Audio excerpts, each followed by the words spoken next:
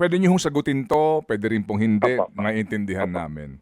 Ito bang mga kolektor na ito, may mga padrino ito, kaya hindi niyo ho sila magalaw-galaw o kayo obligadong bigyan pa rin ng posting kahit na may mga kasong administratibo?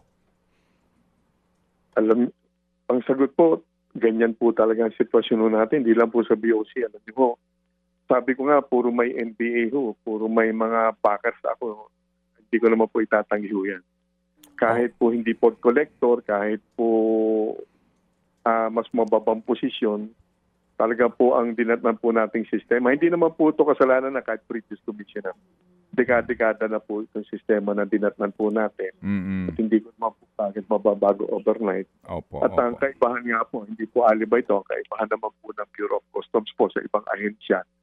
Ang hindi ko po kayang on day one, iron hand kagad. Opo. Pwede ko gawin yan dahil meron po tayong koleksyon ng mga hinahabol na 4 to 6 billion a day. Kailangan kinakalibrate din po natin yan. Opo. Yung pong mga padrino nito, politiko ho ba itong mga ito o may mga position po all the way sa tanggapan ng presidente? Yan. Sa OP naman po, natutuwa ko may freehand naman po binigay sa akin po ang Pangulo natin. Subalit ang reality naman po, siyempre, ganun po ako, prangkahan lang po. Kapag may nakikiusap, kahit sa ang sektor po galing yan, politician po yan, or negosyante, o paminsan-minsan kahit sa media, ganyan po yan.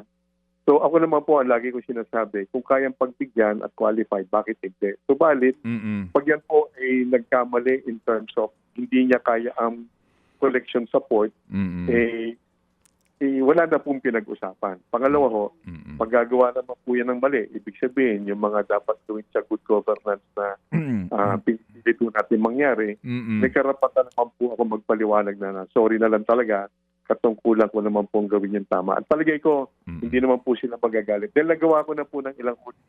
Marami na rin po ako natanggal po ng mga MBAs din po. So marami na rin po tayong natanggal at yung mga nandiyan pa naman nagpe-perform so far. Pero nire-review ko yung kanilang performance beginning July nung ako po yung namuno at magkakaroon po ako ng disposition effective ngayong December. Magpapalitan po ako ng mga tao po. Mga kapatid, brothers and sisters, saan ka pa? Dito na tayo sa totoo. Dito na tayo sa True FM. Mga kapatid, mag-subscribe and follow po kayo sa social media accounts ng True Network PH. Yan po kami. Hanapin nyo lang True Network PH, Facebook, Instagram, YouTube, TikTok, and podcast. Mapa-Apple or Spotify man yan, mahahanap nyo kami. Lahat ng mga napapanood at napapakinggan nyo po sa programa, nasa social media accounts namin yan. So, paano mga kapatid? See you sa social media!